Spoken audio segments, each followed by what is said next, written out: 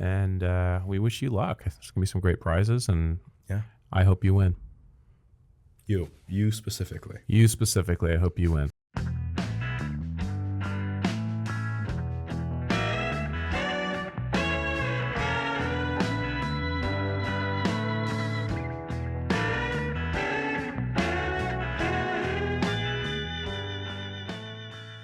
Okay, welcome to the Nick's Boots from Start to Finish podcast. My name is Shuyler Mao, joined by Lucas Grassberger.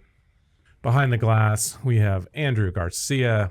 We are here to talk about the second Annual Contender Championship. We're going to do a little different, do it a little differently than last year. So if you're new, so last year we essentially took like the past year's plus worth of posts that got the most upvotes and kind of pitted them against each other in an upvote competition from the community. And there were some great prizes. And I think it was a little long. I definitely saw it kind of tail off towards the end of it. It was like full month's worth of posting. So this year we're going to tighten it up, but actually expand it a little bit, which is sounds a little counterintuitive. It's a little long. So this year we're doing 3 months. Yes, but we're gonna tighten it up within those 3 months, and so you'll see basically like 1 week's worth of voting. So we're gonna split it up though, because I felt like there were different audiences and maybe some different priorities, like with the different posts. So in January we'll be celebrating the work boots. In February we'll be heritage boots. And then in March, we'll have a combined competition. We've worked with some great friends of the brand, if you will, other companies that are going to be participating with prizes and obviously get their fair share of publicity from it.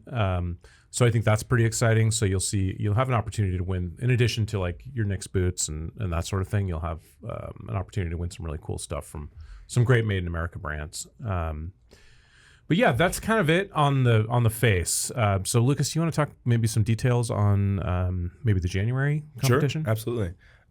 So last year, the competition, it was kind of just we collected the most popular posts and we kind of revisited those and had everyone vote on which one was their favorite. This year, we're going to do some a little bit different. It's going to be more of like an opt-in, post something new to get into the competition. So there'll be a bit of a prompt for January and February. In January, for the work side of it, it'll just be a prompt, basically describing day in your life at work, how you use your boots for work, how they help you get through them, and what role they play in just your daily life at work. So this will be a little bit of a writing prompt with some pictures and details on the boots. Yep. We're not asking for like a 5-page essay or anything, just a couple paragraphs with some pictures just to really show us how you use those boots. Yeah, and the selection will be mostly by the community. So basically we'll take the 5 most upvoted posts, and then internally we'll kind of award a grand prize winner, but there will be prizes for basically everyone who gets into that round of 5. And then we'll announce it. So it'll be a little less effort, I think, on the part of the communities. You won't have to like tune in and be like, okay, we're gonna like make sure to vote on this one post of this boot versus this boot, and then this boot versus this boot. It'll just be basically over this 2-week period, the most upvoted posts will kind of go into the and then the 5 will go into the pool. Yep. So you'll see great prizes like free boots. We're still kind of hashing out exactly where each prize sponsor will end up. Some of that is a little bit of a negotiation process with them. But like Heat Straps will be participating, Paladin 33 with those with the bags that we've launched. He's going to do like a really awesome bag. And Dyneema, does that sound right? Dyneema, the fabric. Yeah. Oh yeah. So he's got a Dyneema bag that it's quite expensive, and that'll be part of the grand competition in March. But you'll see a lot of great prizes in here, and obviously, if you're in that top 5, you'll also have an inside track to the kind of grand competition in March. So stay tuned for details, but just kind of getting that out there. So you'll see that announcement here in the next week or so. on the sub, and keep your eye out for it. We'll stick it so that it's at the top, and make sure that a lot of people see it. Yeah. But yeah, that's going to be kind of the theme of January, Feb, March. Obviously, we've got some other great things coming, but as part of our kind of efforts to reward and engage with the community, this will be one of the things we'll be doing. Yeah, I think it's a great way to kind of celebrate our community. I mean, we just celebrated 10K. I think we're surpassing 11. We already I think we did surpassed pass 11. Yeah. It's rapidly growing. It's an awesome community. If you're not already involved, I definitely recommend joining. Yep. Yeah, tons of great information. We've got some amazing community members that provide their perspective. And then, of course, you'll have us with the kind of official Nix line. Sometimes it could be a little confusing because we don't always agree. But I think in general, it's a great place to get, the straight dope, if you will, on what boots might work best for you, or how to solve issues or that sort of thing. So very excited about that. The second annual Contender Championship will be launching here in January. With a little wrinkle compared to last year. And then you'll have the heritage version in February, and then we'll have the grand combined competition in March. Yeah. It's going to be fun. It'll be fun. I'm excited. It's going to be great. Andrew, if you were going to enter a boot, what boot would you enter? Like out of mine or just in general? I think in general. I'll probably do like a mock toe. Okay. Wedge. Because for some reason those are pretty popular. And I don't really like the mock toe, but gotta see what all the Why don't you like the mock toe? It's the style. I just don't like the mock toe itself. I mean, if I was given a free pair, I would still wear it, but I wouldn't go out of my way. So you like a smooth toe? Yeah. Okay. But not a scholastic toe. I've learned my lesson. You're a soft toer? Yeah. Really? Is that what those are? Yeah. My other pair, the AG64, it's elastic. Worst mistake. Why? Because I don't know if when they were lasting, they put it too far back, but since it broke in, it crunches my toes when I walk. It's also a laced toe, so you've got like. So yeah, it's the laced toe. Yeah, it's more the laced toe. It's the laced toe. It's not the elastic toe. But the Game Breaker has one, doesn't it? Doesn't it? It can, but not on a work leather, typically. That one's fine too. I would wear that also. Most of our work leathers don't have elastics, right? Most of our work boots, yeah. Yeah. You have the option for it, but It's just Okay. He likes soft toe. Yeah, he's a soft Suede, boy. Suede I like it. soft toe. Yeah. Okay. Lucas, how about you? Probably these boots I have on. These the Bison. What was the Yellowstone? Mm-hmm. Yellowstone Bison wedge sole. These things have been awesome. Interesting. They've been great. With the Nix wedge, they're getting nice and beat up now.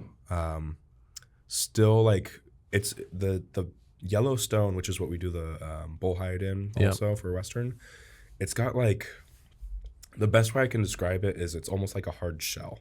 Like you can't scratch through it like you can with other soft leathers. It's really interesting. It holds up really, really well. I was surprised that didn't sell more. Yeah, I think we threw a lot of Bison in at once. Yeah. So it maybe got lost in the mix, but the Yellowstone is a great tannage. Yeah, that's what happens. It's very underrated. What's happened to us with naturals and grays. I'm like becoming a Honey Vibram guy. Yeah. Kind of. And so I would just do like, maybe an 8-inch Builder Pro with the Honey Vibram sole. Yeah. Just especially, if you're like outside on dirt, it's not as big of a deal. But if you're walking on like hard surfaces, it makes a huge difference. Yeah. Well, it's funny because I feel like I've always been a high arch 55 lug sole purist. Like get the logger boot. I'm wearing H&W wedge soles, and these things are so comfortable. They're great.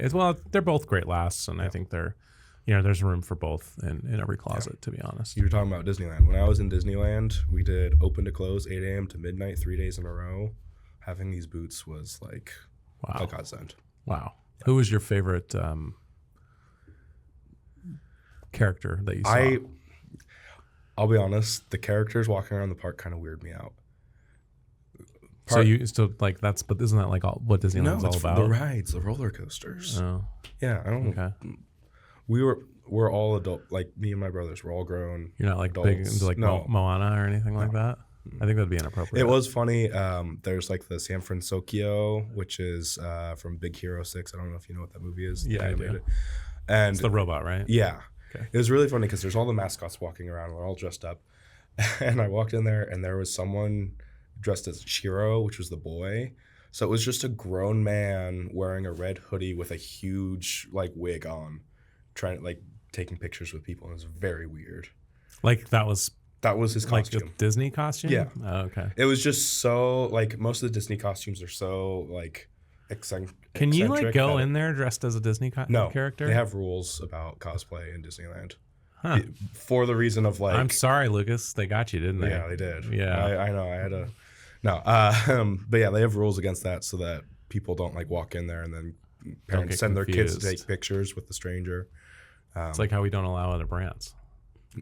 Yeah, exactly. Yeah. Exactly. Exactly. But, it's no, confusing. it's fun. Confusing. Disneyland's fun. The Okay. rides are fun. What was your favorite? I know. I agree with Andrew. It was my nightmare when I was there. It was. I will say, there were so many people. I was on No. Christmas. It was insane. I hated it.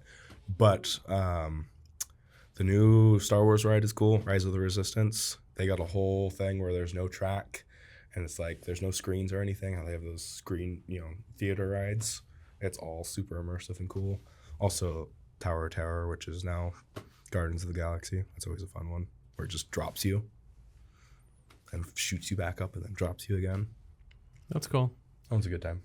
Yeah, my wife and I were on a trip. This was, gosh, it's been a while, but we were there. We didn't really realize it was President's Day weekend, or that was a holiday. Because you know what I mean. It's not like a. Yeah. I guess unless you work at a bank or something. Right.